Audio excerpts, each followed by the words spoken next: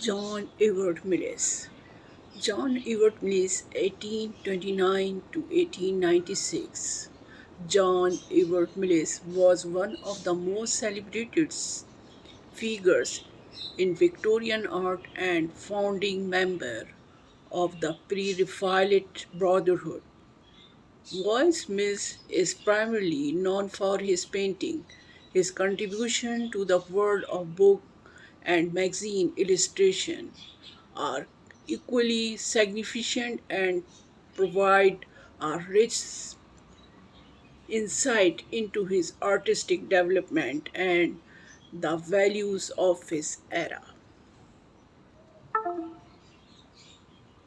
John Everett Mills was born on 8 June 1829 in Southampton, England, to well-off family with a military background. His exceptional artistic talent was recognized at a young age, and in 1838, when Mills was just 9, his family moved to London to foster his burgeoning career. He became the youngest ever student at the Royal Academy School in 1840s, where his technical skill and aptitude for drawing flourished.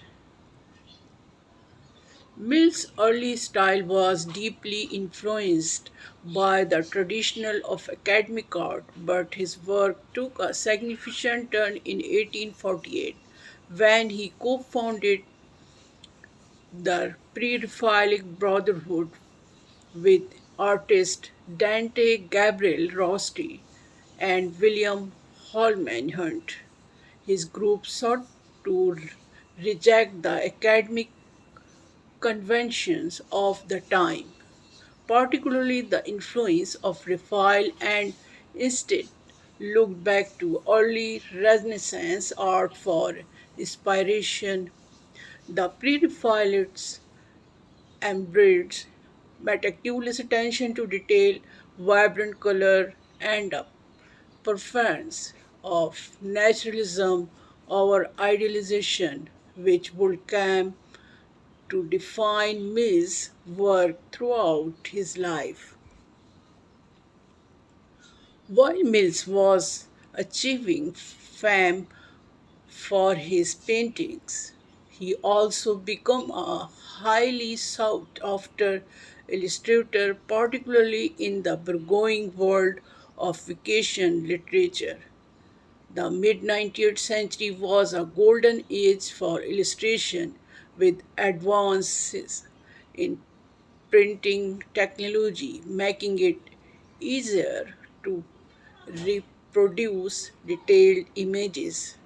In many ways, the visual medium was evolving hand in hand with the literary world, and Mills played a central role in this cultural century. Mills' foray into books illustration began in the early 1850s, and he quickly gained a reputation for his finely detailed and expressive drawing. His illustrations, many of which were created for novels, poetry collections, and magazines, were marked by the same dedication to naturalism and emotional depth that characterize his paintings. His work as an illustrator also gave him the opportunity to reach a broader audience beyond the elite art world. One of Mill's most significant collaboration was with the prolific Victorian writer Anthony Trollope. Mills provided illustration for several of Trollope's work, including Oliphant's 1861 to 1862, a serialized novel that appeared in the Cornell magazine. Mill's illustration for Trollope's novels are notable for their ability to capture the emotional subtleties of the characters. His attention to detail, facial expression, and setting enrich the reader experience of the narrative and added layers of meaning to troll social community.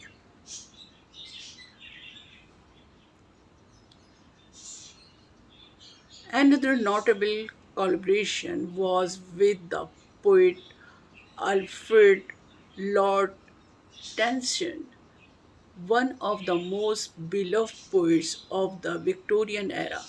In 1857, Mills illustrated an addition to Tennyson's poetry, including works like The Lady of Shalott and The Lord's Eaters.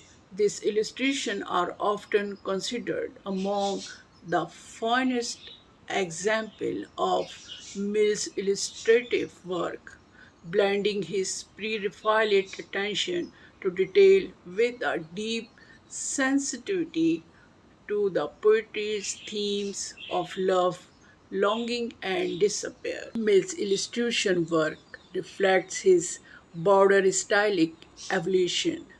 His early illustration, like his early paintings, exhibited the meticulous precision and high detail characteristic of the pre-Raphaelite style.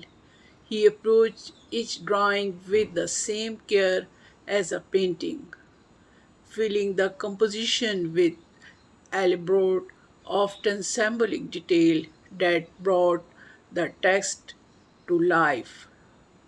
His later illustrations, however, show a gradual move towards a more fluid and naturalistic style, reflecting his shift in painting from the tight pre-Raphaelite method to a looser, more broadly executed techniques.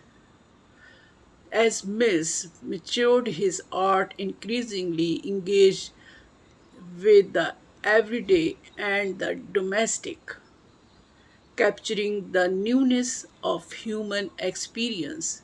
His illustration for periodicals like Good Words and Once a Week demonstrate his ability to depict a range of subjects, from heartwarming family scenes to melancholic, reflective portraits. The emotional accessibility of these works married the Victorian public growing